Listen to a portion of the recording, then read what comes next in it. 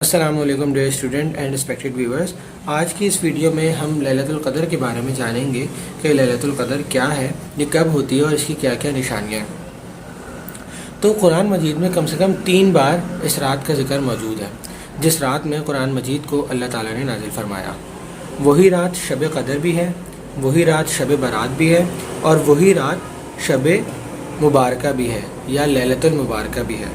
اس حوالے سے جو قرآن مجید کی 3 آیات ہیں, پہلے ہم اس کے بارے میں پڑھ لیں, اسے سمجھ لیں, اس کے بعد ہم آگے کنٹینیو کرتے ہیں. نمبر 1 سورۃ الدخان کی آیت نمبر 1 سے 6. میں ترجمہ آپ کے سامنے پیش کر رہا ہوں. نمبر 1 حروف مقدعات ہیں. حامیم. اس روشن کتاب کی قسم, بے شک ہم نے اس قرآن کو ایک مبارک رات میں نازل کیا اور ہم ہی آخرت کا ڈر سنانے والے ہیں اس کتاب کے ذریعے. اس رات میں بانٹ دیا جاتا ہے ہر اہم کام, اور تمام کام ہماری طرف سے ہوتے ہیں, اور ہم اپنے فرشتوں کو بھیجنے والے ہیں رحمت اس رب کی طرف سے جو سننے والا اور جاننے والا ہے. تو ان آیات میں یہ صاف صاف واضح فرما دیا کہ ہم نے اس کتاب کو, اس قرآن کو ایک مبارک رات میں نازل کیا. اب ایک چیز تو انہوں نے یہ فرما دی اللہ پاک نے کہ ہم نے اس کتاب کو, اس قرآن مجید کو ایک مبارک رات میں نازل کیا. اب مبارک رات ہے کون سی, اس کا سیکنڈ ریفرنس دیتے ہوئے اللہ پاک سورۃ البقرہ کی آیت نمبر 185 میں فرماتے ہیں, جس کا ترجمہ ہے کہ رمضان کا مہینہ وہ ہے جس میں ہم نے القرآن نازل کیا. اس میں ہدایت ہے اور یہ حق و باطل میں فرق کرنے والی کتاب ہے. تو اب اس سے کیا ہوا کہ دیکھیں, پہلے سورۃ الدخان میں اللہ تعالیٰ فرما رہے ہیں کہ ہم نے اس کتاب کو مبارک رات میں نازل کیا. ٹھیک ہے, یہ آخرت کا ڈر سنانے والی کتاب ہے. ٹھیک ہے, یعنی کہ اس کے ذریعے ہم آخرت کا ڈر سنیں گے.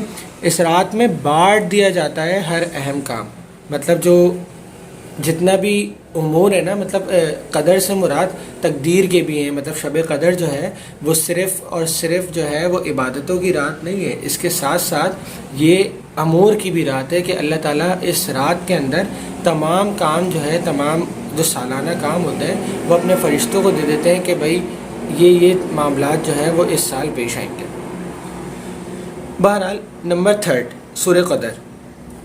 سورہ قدر جو ہے وہ مکمل ایک صورت ہے جس کا ترجمہ ہم پراپر جو ہے وہ قرآن مجید سے دیکھ کے آپ کو بتاتے ہیں کہ انا انزلناہ فی لیلۃ القدر, بے شک ہم نے اس شب قدر میں اتارا.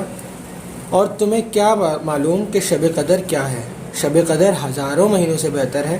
اس میں فرشتے اور جبرائیل علیہ السلام اترتے ہیں اپنے رب کے حکم سے ہر کام کے لیے, اور وہ سلامتی ہے صبح طلوع فجر تک.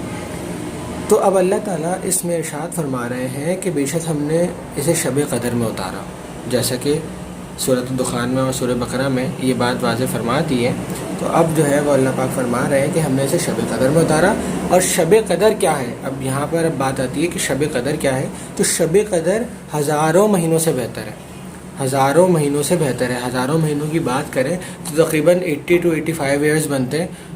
لیونر کیلنڈر کی بھی بات کریں یا سولر کیلنڈر کی بھی, دونوں کے حساب سے تقریباً اتنے ہی کیلنڈر ایئر بنتے ہیں. تو ہزاروں مہینوں سے یہ رات بہتر ہے. مطلب ہزاروں مہینے سے رات بہتر ہونے سے مراد یہ ہے کہ اس میں عبادت جو ہے وہ ہزاروں مہینوں سے بہتر ہے. اس میں فرشتے اور فرشتوں کے سردار یعنی جبرائیل علیہ السلام جو ہے وہ اترتے ہیں اپنے رب کے حکم سے ہر کام کے لیے, اور یہ رات سلامتی ہے صبح طلوع فجر تک. مطلب اس رات کے اندر جو ہے نا, جب اللہ تعالیٰ نے فرما دیا کہ یہ سلامتی ہے, تو اس میں جو شر کے کام ہے نا, جو شر ہے وہ بہت زیادہ نیچے آ جاتا ہے. شکر الحمدللہ. بہرحال سورہ علق میں بتایا گیا, جو پہلی وحی نازل ہوئی حضور پاک صلی اللہ علیہ وآلہ وسلم پر, اقرأ بسم ربک الذی خلق. سورہ علق میں بتایا گیا کہ پہلی وحی کیا تھی, جبکہ سورہ قدر میں بتایا گیا, جو کہ سورہ علق کے فوراً بعد سورہ قدر ہے, تو سورہ قدر میں بتایا گیا کہ پہلی وحی کب تھی. یہی وہ رات ہے جس میں قرآن پاک کا نزول کا آغاز ہوا, تو وہ آغاز اس عظیم رات لیلۃ القدر میں ہوا. اچھا, دوسرا یہ کہ سورۃ الدخان میں جیسا کہ بتایا گیا کہ یہ تقدیر والی بھی رات ہے. قدر کے معنی تقدیر کے بھی آتے ہیں. تو یہ ایک ایسی رات ہے کہ ہر چیز کا اس رات کے اندر تعین کیا جاتا ہے, جیسے کہ ارشاد ہوا تھا سورۃ الدخان میں کہ یہ رات, اس رات میں بانٹ دیا جاتا ہے ہر اہم کام. ٹھیک ہے, اور یہ رات کون سی ہے؟ جس میں قرآن پاک نازل ہوا. اور قرآن پاک کس میں نازل ہوا؟ شب قدر میں. ٹھیک ہے، اور شب قدر کب ہے؟ رمضان المبارک میں، ٹھیک ہے۔ تو اس رات یہ ایک ایسی رات ہے کہ ہر چیز کا تعین کیا جاتا ہے۔ جیسے دیکھیں اللہ پاک کو تو ہر چیز کو علم ہے نا، پہلے سے ہی ہر چیز کا علم ہے، اللہ پاک نے ہر کسی کا نصیب لکھا ہوا ہے، کس کو کیا ملنا ہے، کس کو کیا نہیں ملنا ہے، کس کے ساتھ کیا واقعہ پیش آنا ہے، کیا حادثہ پیش آنا ہے، اللہ پاک کو ہر چیز کا علم موجود ہے۔ لیکن جیسے ایک سالانہ بجٹ ہوتا ہے نا، ہمارے ملک میں بھی بجٹ آتا ہے، تو اس میں جو ہے وہ اتنی چیزیں، اتنی اماؤنٹ جو ہے ان چیزوں کو دی جاتی ہے، ان چیزوں کا ریٹ بڑھا دیا جاتا ہے۔ اسی طریقے سے یہ بھی نا ایک سالانہ بجٹ ہے۔ تو اللہ پاک اپنے فرشتوں کو اس رات کے اندر تمام امور دے دیتے ہیں کہ یہ حادثہ ادھر ہوگا، یہ واقعہ ادھر ہوگا، یہاں پر جنازہ ہوگا، یہاں پر خوشی ہوگی، اولاد ہوگی، ایٹسیٹرا ایٹسیٹرا۔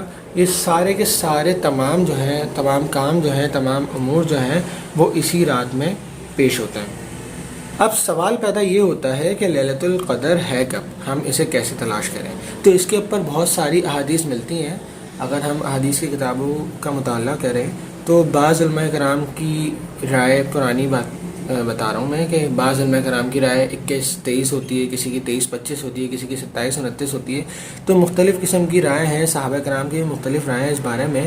بہرحال نبی کریم صلی اللہ علیہ وسلم کی ایک حدیث کے مطابق، نبی کریم صلی اللہ علیہ وسلم کی ایک حدیث کے مطابق یہ رمضان کے آخری عشرے میں موجود ہے، اور آخری عشرے کی طاق راتوں میں موجود ہے۔ طاق راتوں کا مطلب ہو گیا 21، 23، 25، 27 اور 29۔ یہ پانچوں راتیں جو ہیں وہ طاق راتوں میں شامل ہیں۔ اب اسے چھپایا کیوں گیا، اس میں کیا حکمت تھی؟ تو اس میں حکمت دیکھیں، اللہ تعالیٰ کے تو ہر کام میں حکمت ہے نا۔ اگر ہمیں یہ پتہ چل جاتا کہ فار ایگزامپل کہ اس رمضان یا ہمیشہ جو ہے رمضان میں 25ویں شب کو جو ہے وہ لیلۃ القدر ہوگی، تو جیسے میں نے پچھلی ویڈیو میں بتایا تھا کہ جیسے اس رمضان المبارک کے مہینے میں اللہ پاک ثواب کا جو پرسنٹیج ہے، ثواب کی جو پرسنٹیج ہے وہ دگنی کر دیتے ہیں، بڑھا دیتے ہیں، اسی طریقے سے جو ہے ہمیں گناہوں کے معاملے میں بھی اللہ تعالیٰ سے ڈرنا چاہیے۔